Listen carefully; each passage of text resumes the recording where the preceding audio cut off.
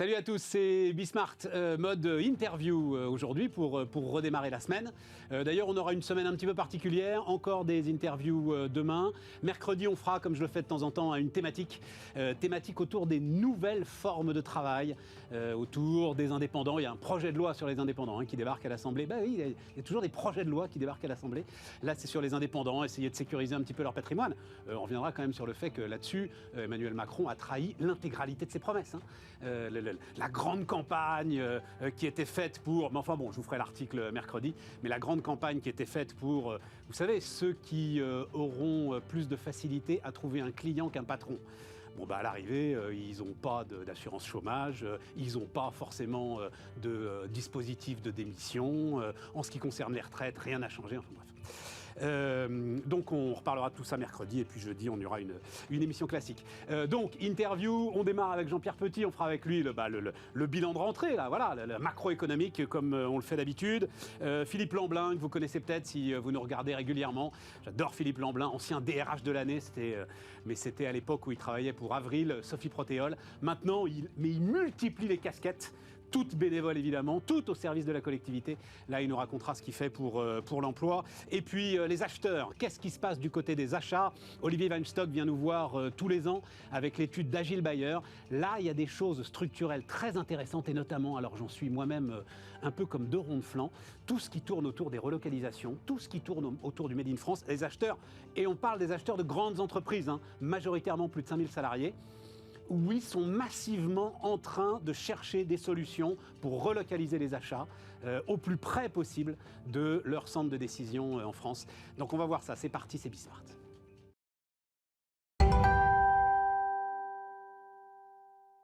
Donc on démarre avec Jean-Pierre Petit, juste, mais alors tu regarderas ça après si ça t'intéresse Jean-Pierre, mais donc Agile Buyer c'est vraiment, enfin c'est le sondage sur les acheteurs qui fait autorité dans la profession et ils ont, alors je cherche le chiffre exact,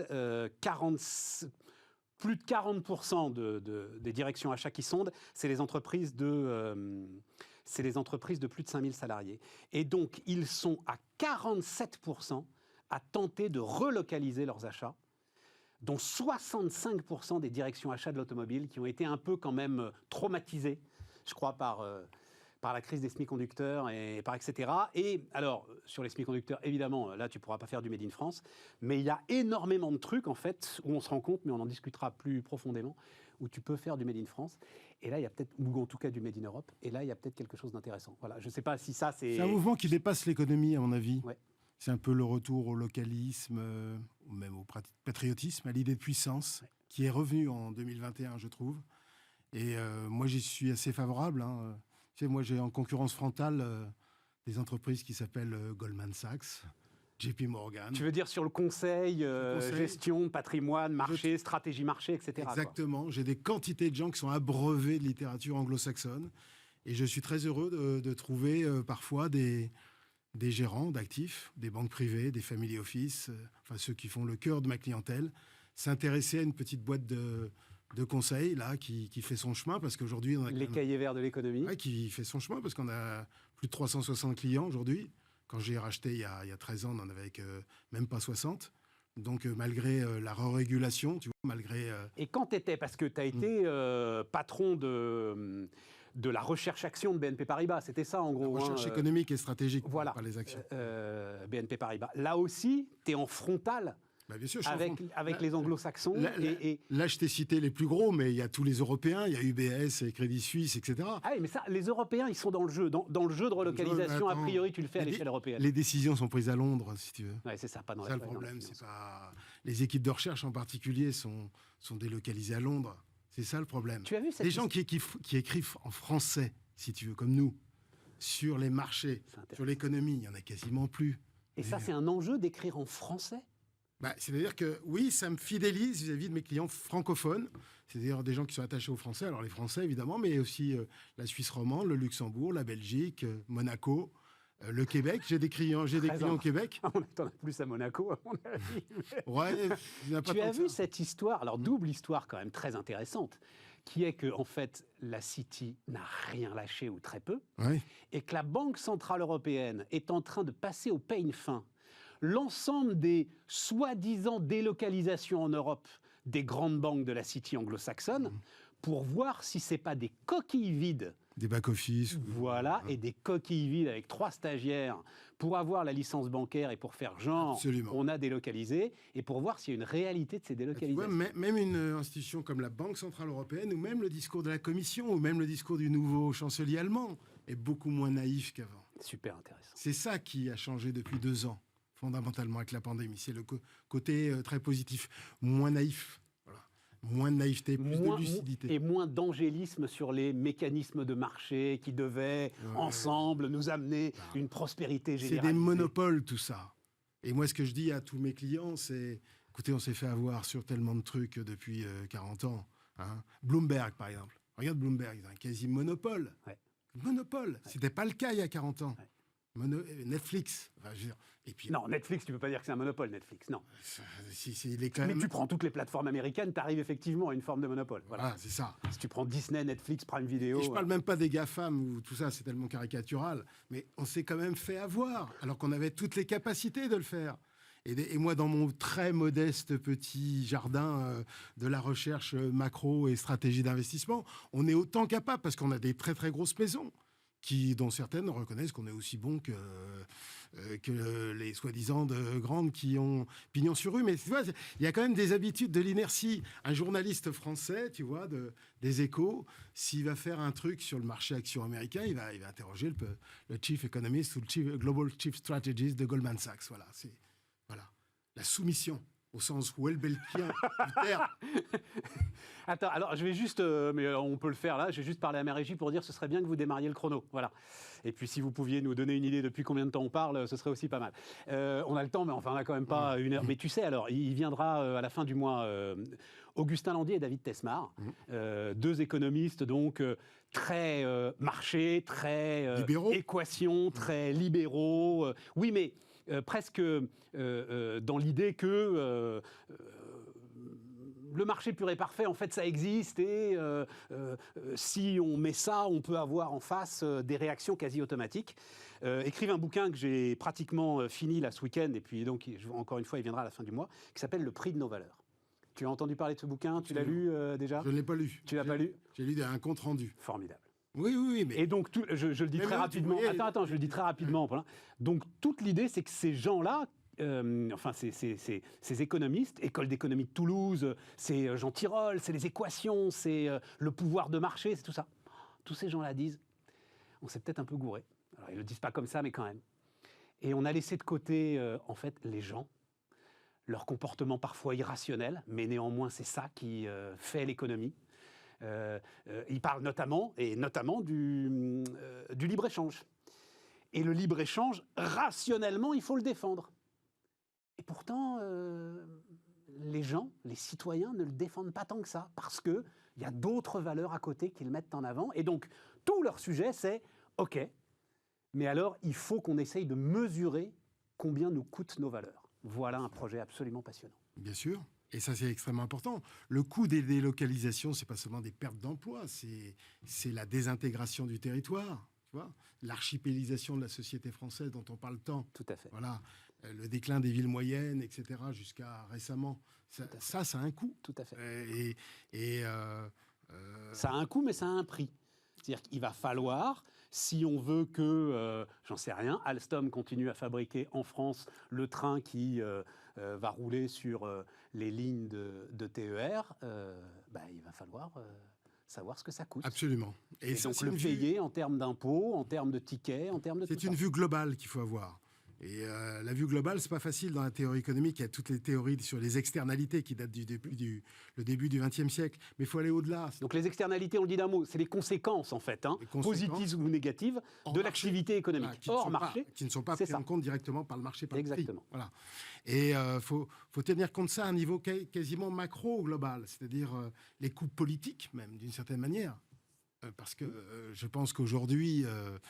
les démocraties sont quand même en mauvaise posture, c'est moins qu'on puisse dire. Les régimes démocratiques eux-mêmes, ou les pays qui étaient antérieurement démocratiques et qui le sont beaucoup moins aujourd'hui. Donc ça aussi, ça a un prix, pour répondre tout à fait à ta question. C'est un prix d'ailleurs même économique, parce que Penser qu'une société peut vraiment innover dans le temps long, vraiment sans régime démocratique où les opinions sont vraiment trop encadrées, ça me paraît un peu difficile dans le temps long. Hein. Bien sûr. Voilà. Donc, ça même. Non, mais ce que je veux dire, c'est que ça n'a pas seulement des conséquences politiques, sociales pour nous, ça a des conséquences aussi, même économiques de long terme. Mais ce que je veux dire, moi quand je faisais des interventions avec toi à BFM ou ici, où tu disais que j'étais pas assez libéral parce que je préconisais du déficit public. Tout à fait. C'était la même chose. C'est la même chose. Quand je dis qu'il faut absolument maintenir des taux d'intérêt très très bas, très longtemps, quels que soient les inconvénients, y compris si ça maintient l'immobilisme de l'État français. Alors, tiens, avançons dans ce débat. Parce qu'en fait, c'est à peu près la même chose. Tu avances des arguments rationnels et à chaque fois, ils sont très intéressants.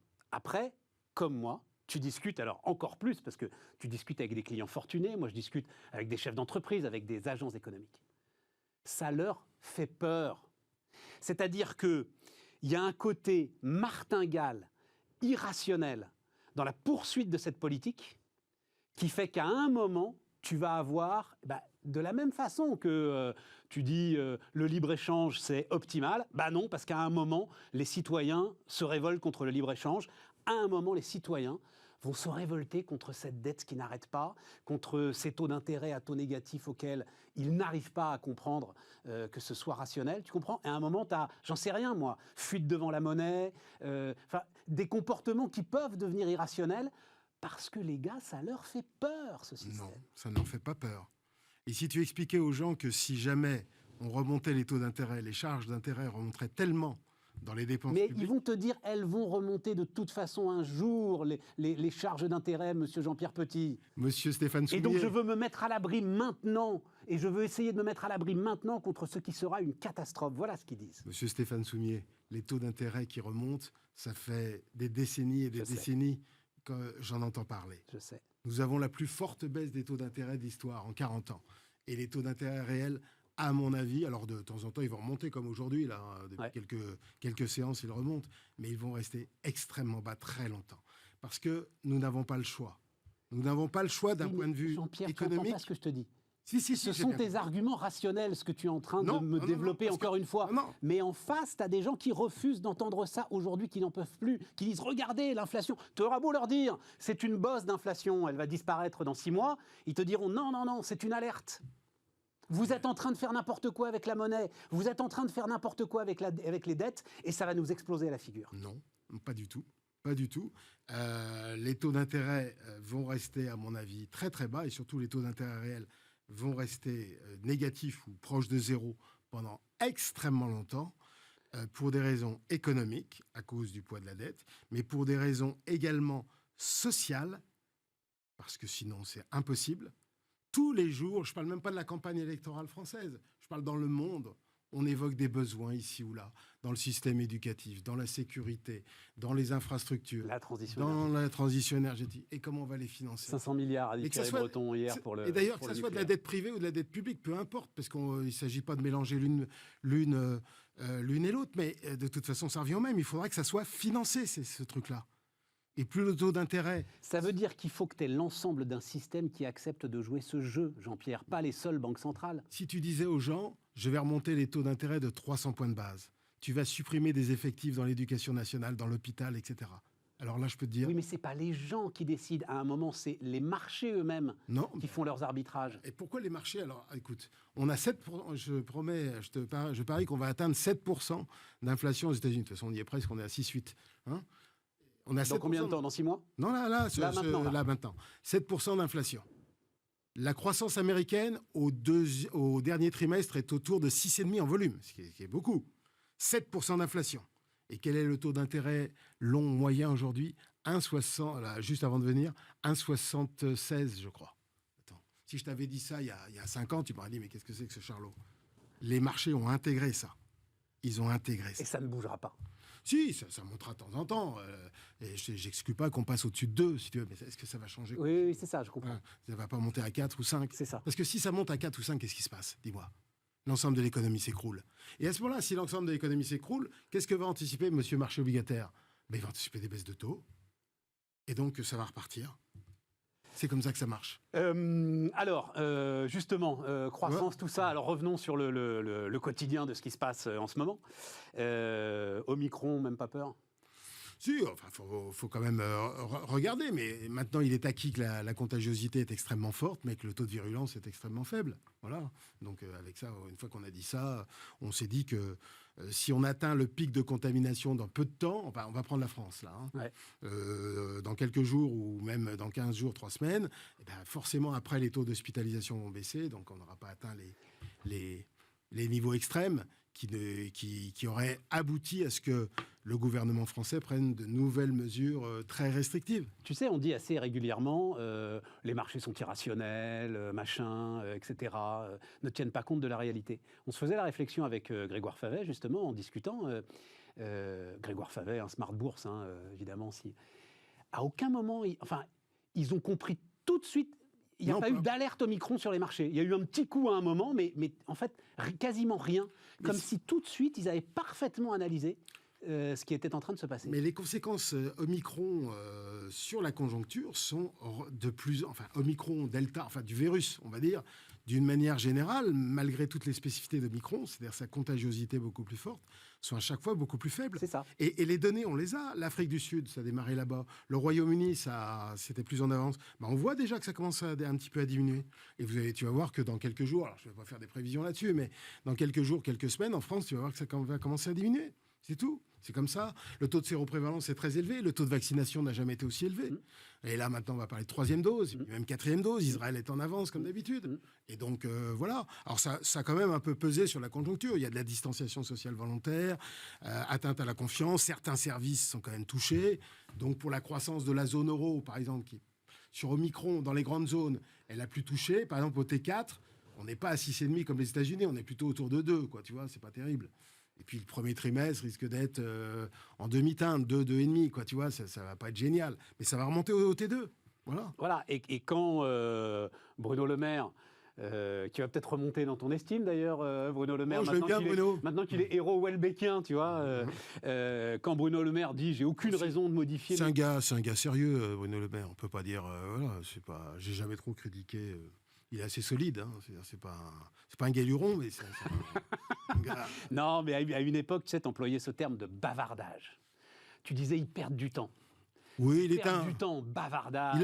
Bruno Le Maire, il a pris un petit peu d'étoffe, je suis assez d'accord. Il a pris d'étoffe et il a pris un peu de personnalité. Il a pas mal mené sa fonction, quand même. D'ailleurs, il a été maintenu.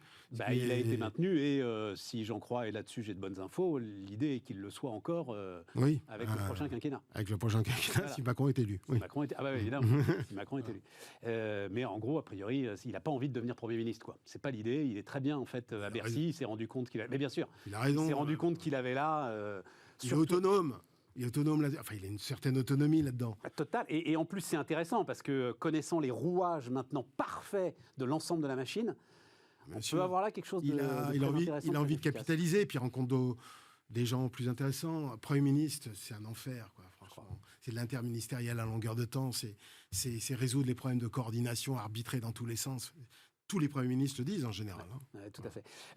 Donc, quand il dit « j'ai aucune raison de revoir à la baisse mes prévisions de croissance pour 2022 », tu es d'accord avec lui? Oui, je suis d'accord. Il est à 4%, et tu es d'accord avec lui? Oui, je suis même un peu plus. Alors, est-ce que le souci est en Chine, là, en ce moment? Non, justement, elle a mieux résisté. Pourtant, il y a une ou deux provinces qui sont touchées. Il y a des incitations qui sont prises par les autorités provinciales pour faire en sorte que les gens, au moment du Nouvel An, ne quittent pas leur... voilà. Il y a tout un tas de trucs un peu... Mais sur les derniers chiffres que j'ai vus, sur le T4, si tu veux, on n'est pas là entre 4,5 et 5% de croissance annualisée. C'est pas trop mal compte tenu de leurs difficultés, sachant qu'ils n'ont pas que le virus. Ils ont le secteur immobilier, qui est en grosse difficulté. J'entendais ce matin François Langlais, pour ne pas le nommer, alors en plus sur RTL, c'est pour faire une chronique sur l'immobilier en Chine sur RTL à 7h30, il faut le vouloir. Et lui, il est très très inquiet. Il est très très inquiet, et notamment d'une faillite bancaire en cascade, enfin d'un scénario à Lehman Brothers en Chine. Ils ne laisseront pas tomber. C'est eux qui détiennent les banques, ils ont des réserves de change, ils ont un excédent courant, une cascade de vente. S'il y a bien des autorités qui n'ont pas trop fait de conneries, ils en ont fait quelques-unes, mais pas trop de conneries telles que celle de Lehman Brothers le 15 septembre 2008, c'est bien les Chinois. Ils savent très bien qu'ils ne peuvent pas se contenter de faire ça. Et ils ont les manettes. Non, je pense que le processus... Alors, par contre, l'immobilier, ça c'est l'argument est juste, c'est que l'immobilier va peser négativement sur la croissance. Alors que sur les dernières années, il avait pesé positivement. Il y a la tech aussi qui pèse négativement, parce que la tech a quand même été très fortement... Oui, mais ça, c'est pas un pur mouvement boursier. Tu parles de la tech en Chine ou la tech dans le monde en général ? La tech en Chine. Ah oui, la tech en Chine, oui. Parce qu'il y a eu reprise en main. Il y a eu reprise en main, donc c'est pas terrible. Les valorisations ont baissé, donc il y a moins de... Les conditions financières sont beaucoup moins sympas. Donc tout ça, faut en tenir compte. Mais quand même, malgré tout, les Chinois gèrent à peu près bien les derniers chiffres de directeurs d'achat étaient assez bons, quoi, dans l'ensemble. C'est pas terrible, hein. C'est pas, je suis en train de te dire. Je sais pas, j'entends 4-5% pour la Chine, c'est comme si nous, on était quasiment en stagnation. C'est fini, la Chine. Évidemment, quand tu as $5 000 par habitant, c'est normal de faire 10, comme c'était le cas dans la décennie 2000. Dans la décennie 2000, ils ont fait 10,5. Tu te rends compte ? C'est extraordinaire. De croissance par an, tu veux dire ? De croissance par an. Là, dans la décennie 2010, il faudrait que je vérifie, mais ils ont dû faire un petit peu moins de 7. Mais là, sur cette décennie-là, il faut s'attendre à 4,5. C'est plus un pays pauvre. C'est un pays à revenu intermédiaire de la tranche supérieure. Donc, c'est normal.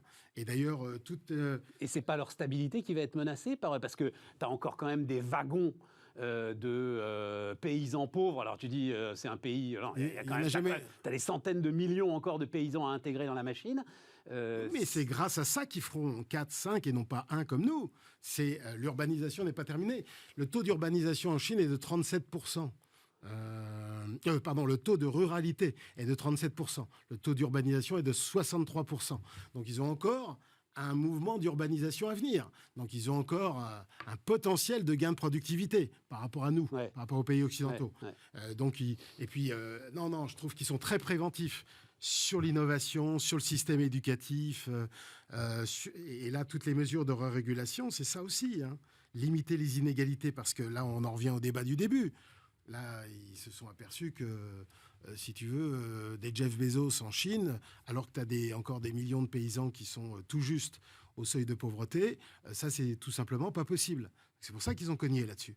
Ils savent très bien que les cours privés qui sont hors de prix, et ça, c'est pas possible pour les classes moyennes, parce que les bulles immobilières dans les grandes villes, enfin, c'est hallucinant. Les prix immobiliers trop élevés, c'est pas possible pour l'intégration. C'est pour ça qu'ils sont intervenus. Ils vont intervenir sur la santé aussi. Ça, c'est dans un but de stabilité sociale. Et on en revient au bouquin de Landier Desmar. De Landier Desmar. Ben oui, mais eux, ils sont souvent en préventif. Et c'est là où ils sont bons, les Chinois. Ils sont très bons. Non, mais à t'écouter, je me dis, tiens, ce serait pas mal qu'on prenne une petite cure de pouvoir chinois, histoire de rétablir l'ensemble de nos équilibres qui se barrent dans tous les sens. Là. Je suis pour la démocratie, et je le prouve ici, simplement. Mais les démocraties, leur problème, il faudrait peut-être qu'on en parle une autre fois, c'est leur impuissance qui frappe. C'est pour ça que... Là, il y a un sujet, alors par exemple, autour de l'Ukraine qui m'intéresse beaucoup. Tu vois, l'impuissance des démocraties, c'est l'impuissance qu'elles se sont elles-mêmes mises en place. Mais où est-ce que tu la vois, cette impuissance des démocraties, Jean-Pierre, enfin ? Le Conseil constitutionnel qui décide ce qu'il veut sur le préambule de la Constitution, enfin, c'est pas normal. La Cour de cassation qui décide à la place du législateur, le Conseil d'État qui décide... Il y a toujours des cours suprêmes au sommet des démocraties, c'est obligatoire à la séparation des pouvoirs. Je ne suis pas d'accord avec toi. Tocqueville de base, quoi. Ah non, je ne suis pas d'accord. Général de Gaulle, qui a rétabli la démocratie par 2 fois, était contre l'interprétation par le Conseil constitutionnel du préambule de la Constitution. Et c'est la première fois, la première fois, c'est un arrêt Ville-Nouvelle-Est de 1971 que le Conseil constitutionnel s'est permis d'interpréter comme il le souhaitait le préambule de la Constitution, de façon purement qualitative. Ah non, je ne suis pas du tout d'accord avec toi. Et alors, disons-le, c'est un point sur lequel Éric Zemmour veut revenir, justement. Voilà. Zemmour ou les autres, je m'en fous. Ah, bah oui, mais c'est le seul. C'est peut-être le seul qui en comprend les enjeux, j'en sais rien. Mais en tout cas, c'est lui qui veut revenir là-dessus. Et puis il y a l'Europe, et puis il y a les lobbies, et puis il y a le corporatisme. Tu peux rien foutre. Enfin, c'est ça, c'est l'impuissance publique et l'immobilisme public. C'est ça qui rend séduisant chez certains, pas une minorité, le pouvoir chinois. Parce que sur Poutine, ça on sait très bien que le résultat économique est désastreux, mais sur le plan, parce que l'économie russe est encore moins diversifiée qu'il y a 20 ans, mais sur le plan de la Chine, c'est une grande réussite économique, c'est indéniable, et technologique, et politique. Je lisais, je ne sais plus où j'ai lu cette chronique, alors il faudrait que je retrouve le nom de cet artiste chinois qui était en visite aux États-Unis et qui, c'était très bien décrit dans le petit article, a pris un air fatigué il a même devancé, vous allez encore me poser des questions sur les droits de l'homme en Chine, Ouais. et disant un peu ce que tu dis, disant, écoutez, c'est pas notre sujet à nous Chinois aujourd'hui. Ouais. C'est compliqué à entendre quand même, compliqué à entendre, mais intéressant. Mais en même temps, pourquoi est-ce que la machine tourne? On peut évidemment faire plein de critiques sur notre ensemble européen, mais la machine tourne, elle est solide, elle a affronté cette pandémie, elle a tranquillement triomphé de cette pandémie, elle a trouvé les recettes monétaires et économiques pour y faire face, et elle est aujourd'hui en pleine croissance. Elle tourne, cette machine démocratique, Elle est Jean-Pierre. lente, elle est naïve, regarde sur la Turquie, elle est beaucoup.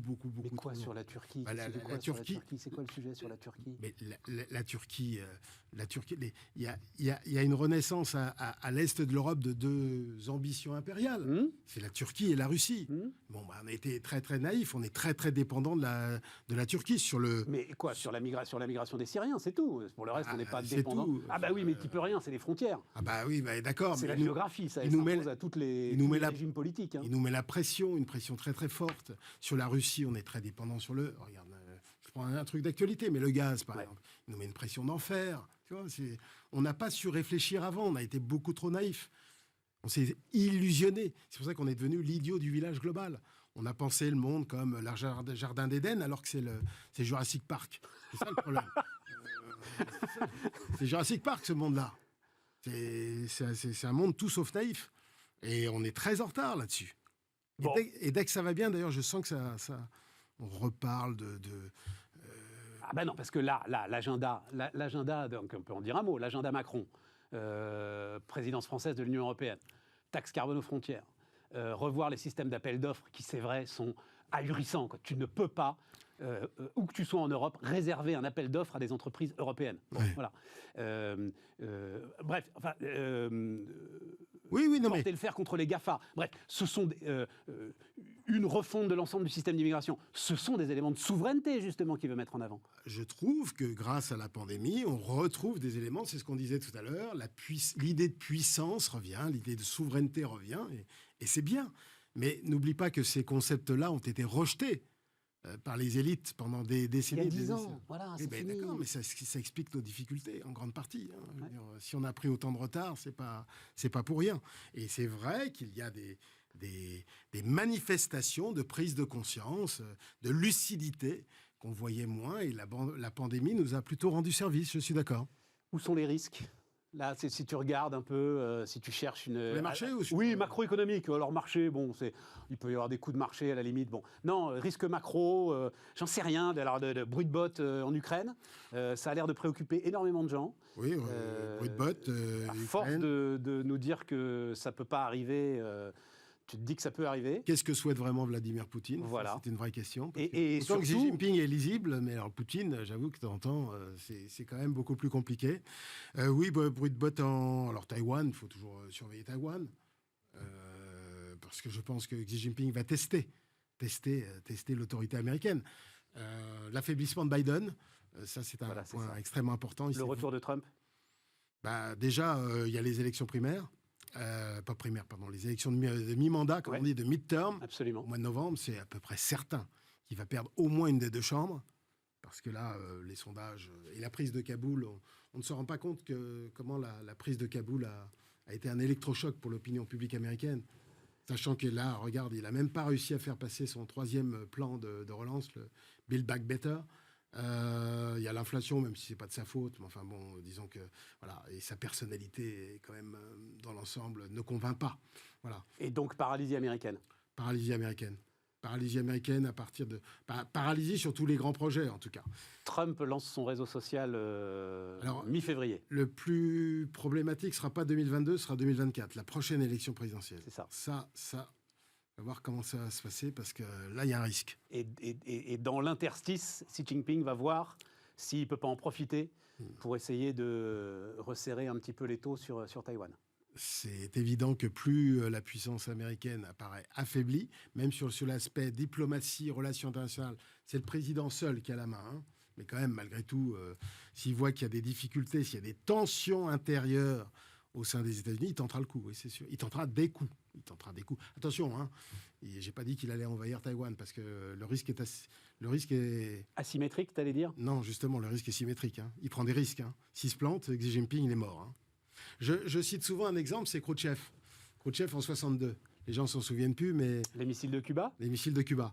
Faut pas oublier que Kennedy, à l'époque, était un président très jeune. Ouais. Il était né en 1917, donc tu vois, en 62, il avait 45 ans. Il s'était complètement planté sur la baie des Canchons, donc son image internationale avait été très affaiblie. Donc Khrouchtchev a tenté le coup, mais il s'est planté. Et 2 ans après, il était débarqué. Tout successeur de Staline qu'il était. Voilà. Donc, quand les gens disent Xi Jinping peut y aller, attention. D'abord, Xi Jinping a plein d'ennemis hein, au sein du comité central et peut-être même du bureau politique. Donc, le jour où il ira, il faudra qu'il soit sûr de son coup. Et sinon, en termes de croissance, en termes de... enfin, je veux dire, les risques qui seraient des risques alors purement économiques, tu vois pas... enfin, pénurie, inflation, pour toi, ça reste des éléments qui sont des éléments conjoncturels. Là, oui, l'inflation va rester élevée, elle va commencer à diminuer au T1. On va le voir au T1 à cause de l'énergie. T1, donc premier trimestre, donc là maintenant, là. Pas sur le dernier chiffre, là, mais sur les chiffres qui vont venir dans les mois à venir. Mars, quoi. Voilà. Même un peu avant. Surtout aux États-Unis, donc ça ne restera pas à 7, ça va commencer à diminuer. Après, les goulets d'étranglement, ça commence un petit peu à se débugger. Le prix du fret maritime diminue. On voit que le nombre de cargos qui sont en stand-by dans les ports diminue. Il y a un débugage progressivement. Oui, sauf que les Chinois, avec leur politique zéro Covid, là, tu sens quand même que, là, on le racontait la semaine dernière, donc c'est à Xi'an, j'ai découvert ça, qu'on fait des puces mémoire, voilà, j'ai découvert tout ça. Mais tu découvres ça à partir du moment où cette ville de Xi'an, alors c'est une ville au nord de la Chine, mais ça doit être 2 millions de personnes, est mise en confinement total, absolu. Ils ne veulent pas prendre de risques avant les Jeux Olympiques. C'est ça, c'est lié aux Jeux Olympiques. À mon avis, ils ne veulent pas prendre de risques avant ça. Et après, ça pourrait un petit peu s'alléger un peu. Les tensions en Chine depuis la première vague, elles ont toujours été très ponctuelles. Oui, mais ça t'organise des pénuries tournantes, quoi. C'est ça qui ça fout un peu le bazar. Pose le problème. Je suis d'accord, voilà. Mais ça permet de limiter la casse à peu près à 4,5% de croissance. J'ai regardé ça. Pour l'instant, ça devrait tenir. Voilà. Merci, mon cher Jean-Pierre. Je t'en prie, mon cher Stéphane. Et à bientôt. À bientôt. On continue Bismart.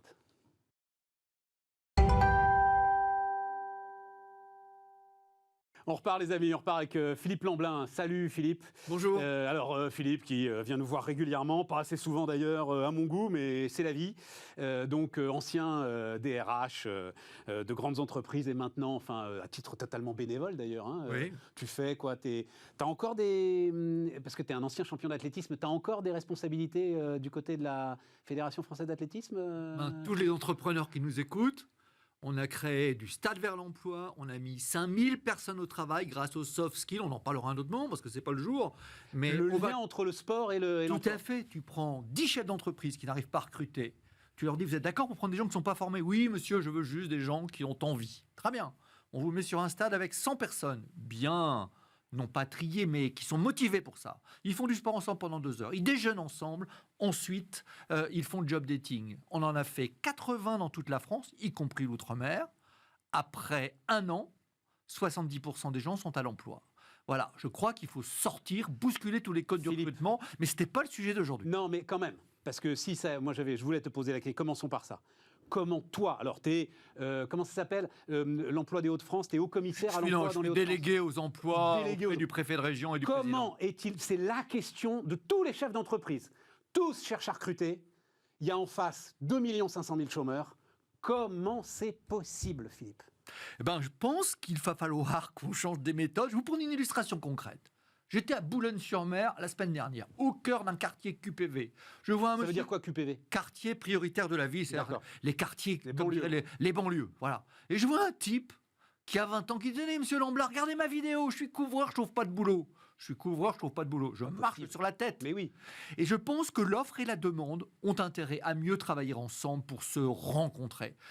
J'étais ce matin dans une entreprise qui ressuscite du textile. Attends, non, mais c'est la même chose. Attends, restons sur ce couvreur. Ils en cherchent partout des couvreurs. Oui, alors. C'est pas possible qu'ils trouvent pas de boulot. Eh ben, c'est ce qu'on va faire tout de suite. Pourquoi est-ce qu'il n'arrive pas à se démerder, ce gamin? Enfin, c'est pas possible. Il est dans un quartier prioritaire de la ville. Et je pense que quelque part, il n'a pas les codes. Mais en tout cas, je peux te dire, c'est que je les ai trouvés et je vais l'aider et que rapidement, il verra. Et dernier c'est exemple. important, ça, Philippe. Ça veut dire que c'est au patron aussi de faire un effort sur ces fameux codes. Bien sûr.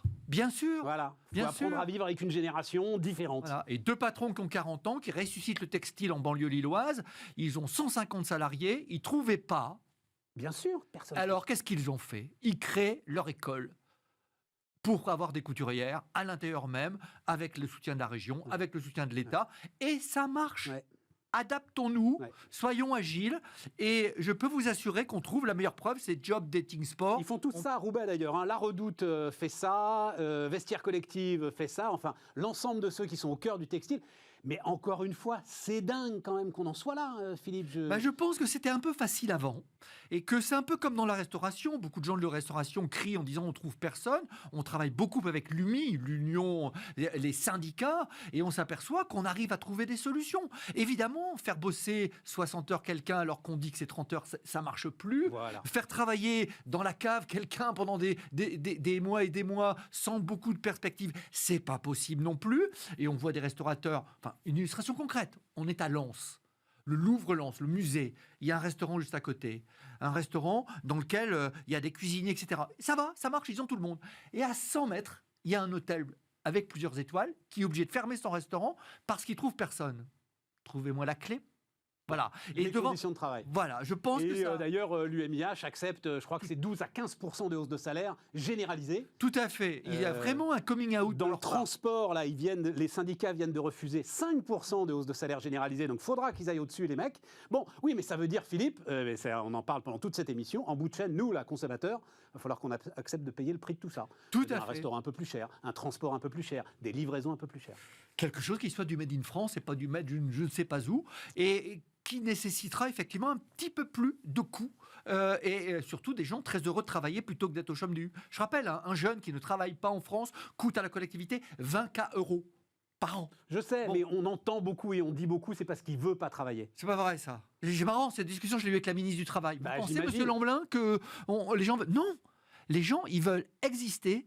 Ils veulent avoir quelque chose qui correspond à ce qu'ils attendent. Et 2, ils sont prêts à rendre service. Encore faut-il qu'ils aient de la dignité dans leur travail. Alors, tout n'est pas blanc, tout n'est pas noir. Il y a des entreprises qui doivent dire, mais pour qui il se prend celui-là? Non. Mais néanmoins, je connais des boîtes qui ont tous les collaborateurs qu'ils veulent. Ils s'en donnent les moyens. Oui, puis enfin, pour qui il se prend? Il se prend pour un gars qui a travaillé toute sa vie, qui a fait des RH toute sa vie et qui aujourd'hui consacre sa vie à aider la cité. Donc ça va, tu as le droit de t'exprimer aussi. Merci. Philippe, pas de problème. Apprendre à entreprendre. Donc, dans l'une de tes multiples activités, il y a président du réseau BGE, Réseau associatif national d'aide à la création d'entreprises. Et vous avez fait, donc, encore une fois, c'était... en septembre dernier, mais voilà, t'as pas pu venir avant. 15 épisodes, alors on va en voir quelques-uns qui vont défiler, t'inquiète pas. 15 épisodes pour raconter le parcours et décrire la réalité des entrepreneurs. Qu'est-ce que vous avez voulu faire à travers ces... Alors, c'est des petites... Il y a un truc qui m'a frappé, c'est pas la Startup Nation. Surtout pas. C'est pas de l'innovation, hein. C'est des bouchers, c'est des gars qui mettent des batteries sur des vieux vélos, c'est des jeunes filles qui réinventent la consigne, c'est des supermarchés communautaires, enfin voilà. Hein, oui, et puis c'est aussi des gens qui travaillent par exemple dans des gros laboratoires et qui disent d'un seul coup, tiens, j'ai inventé un truc là, qui a un petit trépied qui vous permet de faire de la peinture chez vous ou sur la plage ou ailleurs, j'ai envie de le commercialiser. Et ce garçon, il fait 75% à l'export, y compris en Chine, il vend aux Chinois son trépied, il me dit, monsieur, comment on fait pour aller plus loin? Tiens, on voit les gars là, ça c'est à La Réunion. Donc c'est des gars qui mettent des batteries sur n'importe quel vélo, voilà, par exemple. C'est quoi l'idée? Donc ils racontent simplement, d'ailleurs cette vidéo-là, très intéressante, on l'a peut-être vu en sous-titre très rapidement, c'est exactement ce que tu disais, c'est-à-dire ils racontent la dignité retrouvée dans le travail. Mais bien sûr, je pense que quelque part on le sait, il n'y a rien de pire que pas bosser. Maintenant, le job de BGE, c'est d'accueillir plein de gens, 100 000 personnes. Je veux entreprendre. 50 000 vont être suivis. Les 50 000 autres, on leur dit, écoutez, repartez au salariat et on va vous aider. Et il y en a à peu près une vingtaine de milliers qui vont créer leur boîte. Et pas des boîtes à 500 balles par mois, parce que ça, c'est pas tolérable de faire du salarié pauvre un entrepreneur pauvre. Pour cela, il faut accompagner, Et les vidéos disent surtout, on ne fait pas ça tout seul. On fait ça parce qu'on a un réseau autour de nous. Attends, je dis juste d'un mot, ça Vas-y. c'est supermarché communautaire. Ah ouais. Alors l'histoire elle est toute bête, hein. C'est formule d'abonnement comme chez Costco, sauf que il faut que vous travailliez vous-même 4 heures dans la semaine, n'importe quel poste, caissier, chef de rayon, etc., pour le supermarché, pour avoir droit aux réductions que vous permet cet abonnement. Voilà. Oui, alors ça peut paraître C'est une cocasse de magnifique parler idée, c'est une magnifique de parler de ça ici, mais la dignité, un boulot qui a du sens. La jeunesse aujourd'hui cherche des boulots qui ont du sens. Et quand vous donnez du sens aux choses, les gens, ils ont envie de s'investir. Et là, on voit des gens... Alors, ils sont pas jeunes, hein, ceux qu'on a vus. Moi, c'est ça qui m'a beaucoup intéressé aussi. Hein. tout à fait. Les vieux aussi, ils ont le droit de réfléchir et d'avoir envie. Bien sûr, bien sûr. Il n'y a pas d'âge pour entreprendre. Exactement. Jusqu'au moment où on est dans le sapin. Exactement. Et avant ça, carte blanche. Et BGE aide là-dessus. Je vais vous prendre une illustration concrète. Vous avez peut-être une toute petite boîte où vous avez envie de créer. Vous avez moins de 10 salariés. On a inventé un petit concept avec France Relance qui s'appelle 4.0. Ça veut dire que on peut faire votre diagnostic de la digitalisation de votre affaire. J'en ai pas besoin. Si, quand même, peut-être. Hein, ok. Et c'est gratuit, c'est offert. Non pas pour le plaisir de gâcher de l'argent, mais parce que ça va vous aider à construire votre projet. Et entre 0 et 9 salariés, ça vous est destiné. Donc, écrivez-nous et on vous proposera cette formation et cet accompagnement. BGE. Alors, mais comment, tu as dit tout à l'heure, 100 000 personnes se présentent. Comment tu peux auditionner 100 000 dossiers ?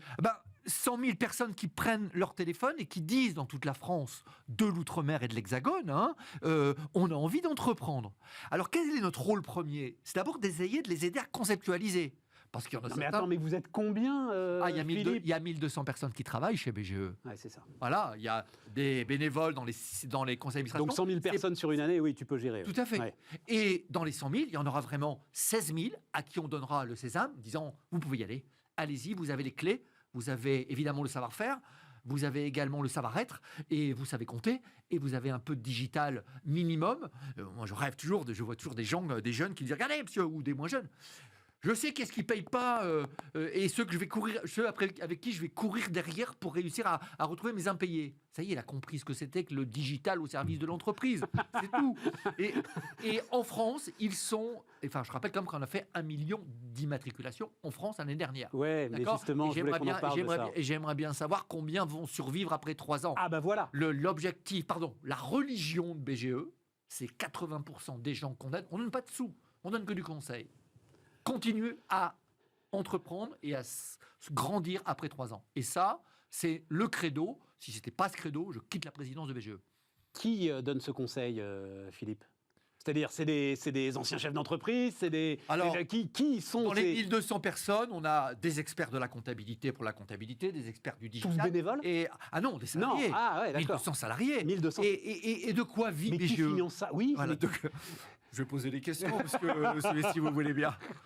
Tout simplement, on répond à des appels d'offres. Et il faut qu'on soit gagnant, parce que si on n'est pas gagnant, on ne travaille pas. Mais des un appel d'offres sur la formation, par exemple. On veut, par exemple... Alors, appel d'offres public fait par les régions. Voilà, par la région. La région BPI France, je crois aussi. Par exemple. Voilà, Par exemple aussi. voilà. Et chaque région de BGE est autonome, à partir du moment où elle respecte le cahier des charges national, qui est celui que l'on vient de décrire maintenant. Et c'est fantastique.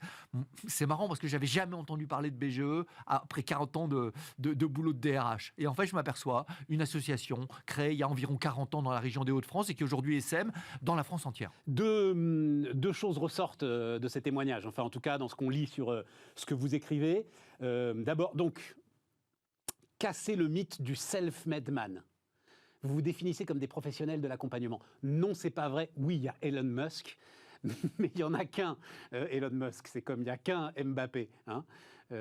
Ou une seule Marie-Jo Pérec pour revenir dans tes passions premières. C'est ça quand même. Hein. Oui, bien sûr. Oui, non, mais c'est important, il faut le marteler, parce qu'on est un peu dans l'idée quand même du « Ah ben oui, je vais y arriver tout seul ». Jamais. Je rappelle quand même que plus de 80% des gens qui veulent entreprendre en France le font seuls, avec évidemment les dégâts que ça peut représenter. Renseignez-vous sur les réseaux. On n'est pas l'évangile, il y en a d'autres que nous. Il y a aussi des gens qui vont donner de l'argent, l'ADI et d'autres. Et c'est ensemble qu'on réussit ça, avec les chambres de commerce, avec les chambres des métiers. Mais de grâce, n'entreprenez pas seul. Parce que vous avez besoin d'outils, il faut avoir un tissu de relations, pas de relations BCBG, de Non. relations de business Ouais. qui vont vous permettre de réussir. Si vous ne savez pas faire de comptabilité, je vous engage à ne pas entreprendre parce que vous allez avoir des problèmes avec votre trésorerie assez rapidement. Si vous n'êtes pas du tout adepte à minima des outils du digitaux, venez nous voir, on va vous donner des choses. Parce qu'aujourd'hui, au XXIe siècle, on ne peut pas faire ça. Et puis en plus, ça va sacrément vous aider par rapport aux impayés, par exemple. Mais aussi pour avoir un tissu de nouvelles relations qui vous permettra d'améliorer encore votre business. Et pas de parcours et pas de profil type.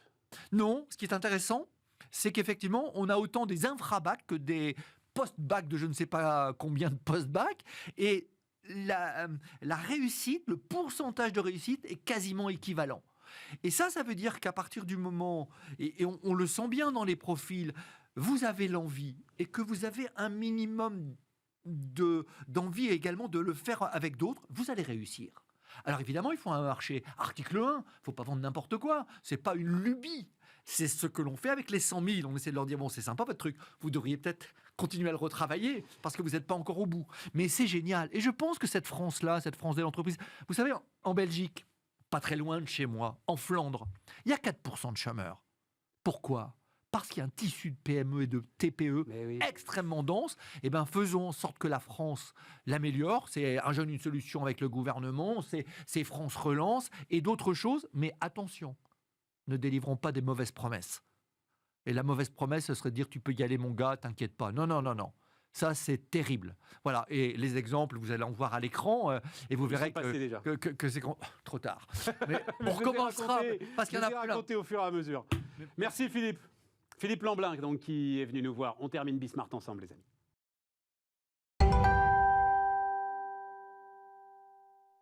On termine donc avec Olivier Weinstock. Salut Olivier, directeur associé à Gilles Bayer. Et donc, c'est le baromètre annuel des acheteurs, qui fait autorité d'ailleurs avec le Conseil national des achats. Et un certain nombre donc, de choses très, très intéressantes. J'ai appelé pénurie, relocalisation. Alors, les deux étant liés d'ailleurs. Tout à fait. C'est ça. C'est parce que... Non, allons-y parce que c'est le chiffre le plus spectaculaire quand même. 47% des directions achats vont tenter de relocaliser leurs achats, dont 65% des directions de l'automobile. Ah bah oui, ils ont quelques petits soucis en ce moment. C'est un phénomène, il y a une conséquence. Là, il y a des pénuries, d'accord ?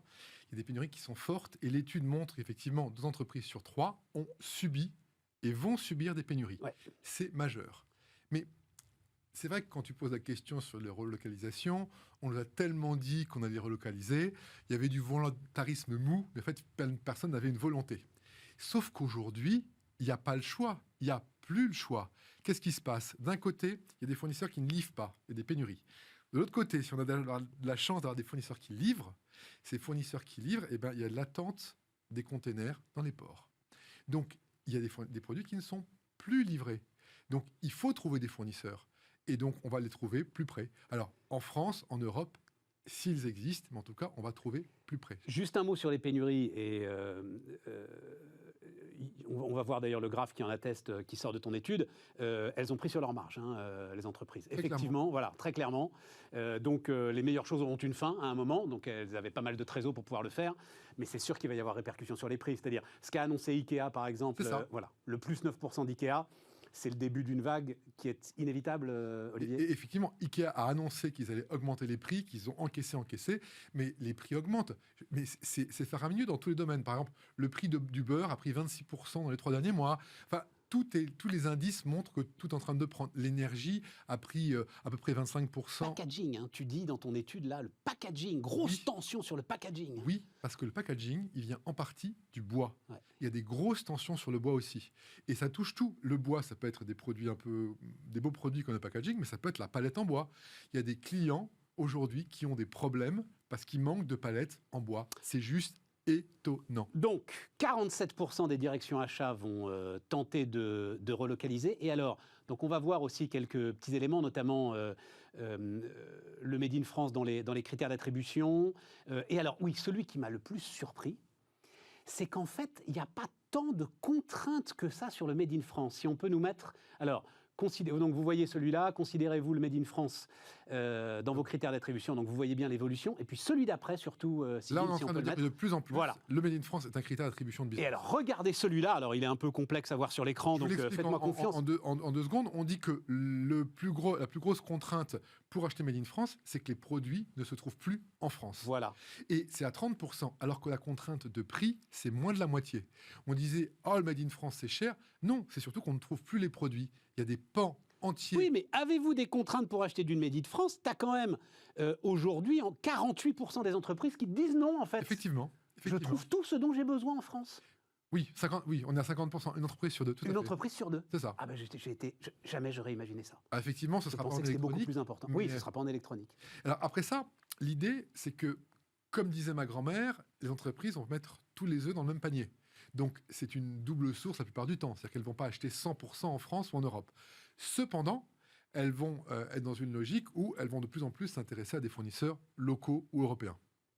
Et alors, tu le dis très bien, c'est le coût du carbone, en fait, qui rebat aussi. Il y a d'un côté les pénuries, de l'autre côté, c'est le coût du carbone qui rebat les cartes des relocalisations. Alors, le coût du carbone et les nouvelles réglementations, les nouvelles notations extra-financières qui prennent beaucoup l'empreinte carbone. Exactement. Voilà. Et effectivement, il y a une volonté sur l'empreinte carbone. Quand on parle développement durable, quand on parle RSE, les entreprises y vont beaucoup sur l'empreinte carbone. Et c'est un gros sujet.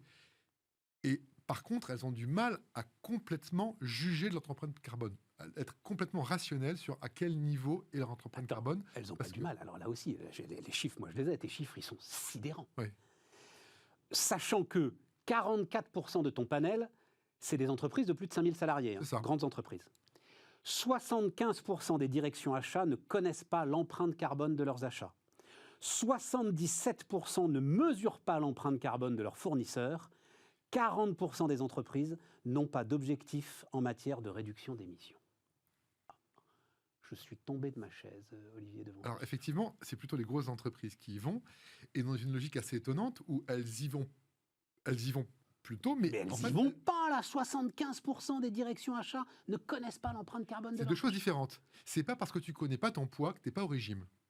Et en fait, c'est ça la contrainte. C'est qu'en fait, il y en a 2 sur 3 qui ont une action sur l'empreinte carbone, mais il n'y en a qu'une sur 4 qui connaît précisément son empreinte carbone.